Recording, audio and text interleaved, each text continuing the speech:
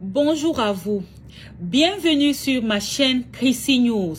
Je suis ici pour vous faire parvenir la parole de Dieu à travers son serviteur Chris Dikuma Anna, à travers plein d'autres serviteurs de Dieu. Ici, nous allons plus nous attarder sur l'émission Kanguka. Oui, c'est une émission du pasteur Chris Dikuma Anna. Et Kanguka veut dire quoi? Kanguka veut dire réveillez-vous. C'est la langue parlée au Burundi. Désormais sur cette chaîne Chrissy News, installez-vous bien parce que nous allons vibrer au rythme de Jésus-Christ de Nazareth. Nous allons danser au son du Saint-Esprit. Nous allons vibrer, nous allons nous réjouir avec les chérubins, les séraphins, les principautés, pour ne citer que cela. Installez-vous bien, nous allons bientôt décoller. Shalom chers auditeurs de l'émission Kanguka, mon nom est Chris Dikuma Anna. Aujourd'hui nous sommes lundi, vous allez suivre la première partie avec le serviteur de Dieu Esdras Birangoza et moi je vais continuer dans la deuxième partie.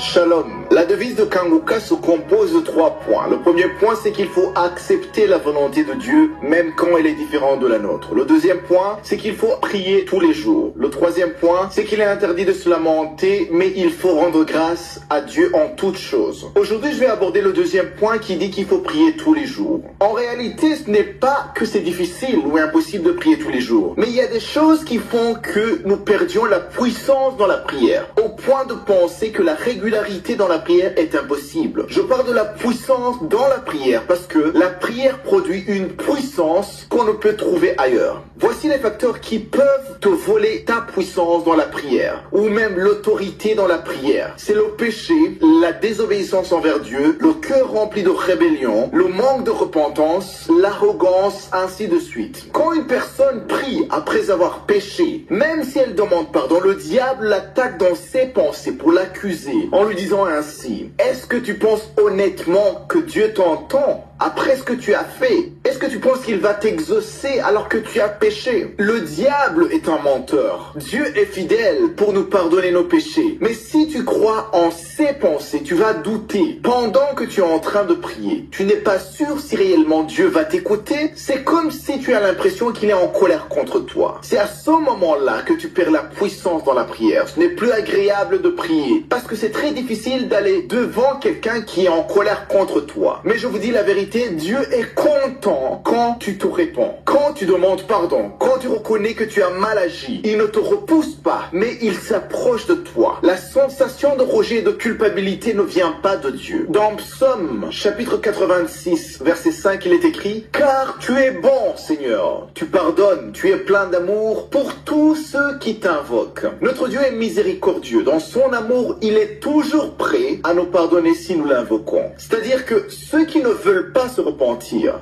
ceux qui veulent persévérer dans la rébellion sans demander pardon ne sont pas pardonnés. Non pas que Dieu ne veut pas leur pardonner, mais c'est parce qu'ils ne font pas appel à lui. Et le diable profite de cette situation pour perturber leur vie de prière. Il est important alors de se séparer de ce que Dieu n'aime pas, ce qui ne l'honore pas, afin d'avoir une vie de prière agréable, efficace et puissante. Le diable est conscient que ta vie peut être transformée en un peu de temps si tu t'appliques à prier tous les jours. Comme il ne peut pas te vaincre en te faisant croire que ça ne sert à rien de prier, il va essayer de perturber ta vie de prière en cherchant un moyen ou une manière légitime de t'attaquer. Et ce qui ouvre la porte au diable, c'est vraiment ce que j'ai cité plus haut, le péché. Mais pas seulement le péché, l'arrogance fait partie de ces choses qui peuvent perturber aussi ta vie de prière. Car la parole de Dieu nous dit que ceux qui s'élèvent seront abaissés et ceux qui s'abaissent seront élevés. La rébellion, vous savez que 1/3 des anges déchus se sont rebellés contre Dieu. Donc il y a des choses que certaines personnes ne vont pas considérer comme des péchés, mais qui vont affecter leur vie de prière. L'ennemi cherche toujours toutes sortes d'excuses pour nous accuser devant Dieu. La Bible dit qu'il est l'accusateur. Je voudrais vous partager cette parole qui se trouve dans Psaume 145, verset 18. Il est écrit: l'Éternel est près de tous ceux qui l'invoquent, de tous ceux qui l'invoquent avec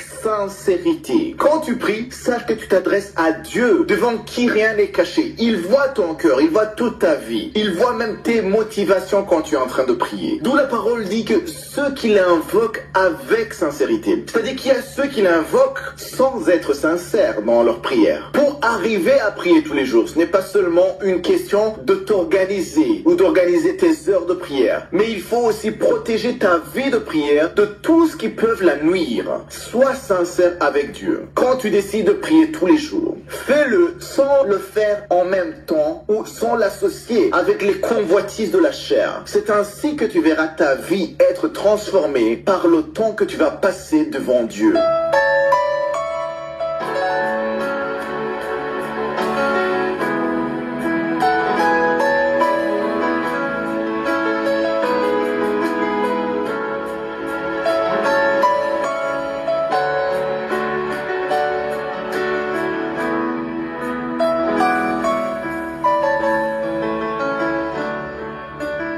Nous sommes maintenant dans la deuxième partie, c'est-à-dire le moment de l'enseignement. Et nous continuons avec l'enseignement que j'ai commencé le 11 novembre. C'était nouveau dans l'émission Kanguka. C'est mieux d'aller dans la section des archives et écouter tout ce que j'ai déjà dit depuis le 11 novembre. Le thème de l'enseignement, c'est le commerce des prophéties et des miracles. J'ai toujours dit que ça ne concerne pas seulement la prophétie et les miracles, mais ça concerne tout don spirituel. Ici, je dois préciser que je suis en train de parler des dons spirituels. Parce que quelqu'un peut me dire qu'il y a ceux qui ont des dons de Dieu, mais qui ne sont pas des dons spirituels. Par exemple, tu peux utiliser un don de Dieu qui n'est pas spirituel pour gagner de l'argent. Par exemple, tu peux être un athlète, tu peux être un comédien, tu peux être quelqu'un qui connaît la technologie, quelqu'un qui est excellent dans le business. Donc, tu peux utiliser son don pour gagner de l'argent. Il n'y a pas de problème aussi longtemps que tu es honnête avec ton travail. Mais ici, je ne parle pas de n'importe quel don de Dieu, mais je parle des dons spirituels, c'est-à-dire les dons du Saint-Esprit. Parce qu'on a bien vu dans Matthieu 10, verset 8, que Jésus a dit, vous avez reçu gratuitement, ici il parlait des dons spirituels. Tout ce que vous avez reçu gratuitement, donnez gratuitement. Un don du Saint-Esprit ne doit pas être utilisé comme marchandise ou comme gagne-pain. Oui, les gens peuvent te bénir à cause de son don. Ce n'est pas contre la parole de Dieu. S'il y a des gens qui te bénissent à cause de son don, ce n'est pas mauvais. Ce qui est mauvais, c'est d'utiliser son don comme marchandise. C'est-à-dire que pour que le don soit exercé, il faut payer. Il faut un paiement. Si tu exiges un paiement avant d'exercer le don, tu es en dehors de la parole de Dieu et c'est le but de cet enseignement. Tu as un don du Saint-Esprit, le don de prier pour les malades, le don de chanter, le don de louer Dieu, le don de guérir les maladies, n'importe quel don du Saint-Esprit. N'utilise pas ça pour gagner de l'argent, mais donne gratuitement et à travers son don, Dieu va te bénir. J'ai déjà organisé plus de 10 croisades de Kanguka et très souvent, j'ai un problème avec les chantres et les musiciens parce que beaucoup de chantres et de musiciens veulent fonctionner comme les mondains. Ils ne comprennent pas que le don de louer Dieu, le don de chanter, c'est un don du Saint-Esprit pour la gloire de Dieu. C'est-à-dire qu'ils exigent souvent de l'argent avant même de monter sur le podium, avant de chanter. Et ils veulent même un contrat, ils veulent qu'on fixe le montant avant de chanter. Mais je loue le Seigneur parce que j'ai rencontré quelques chantres et quelques musiciens qui ont vraiment compris que le don qu'ils ont, c'est pour donner gratuitement et ils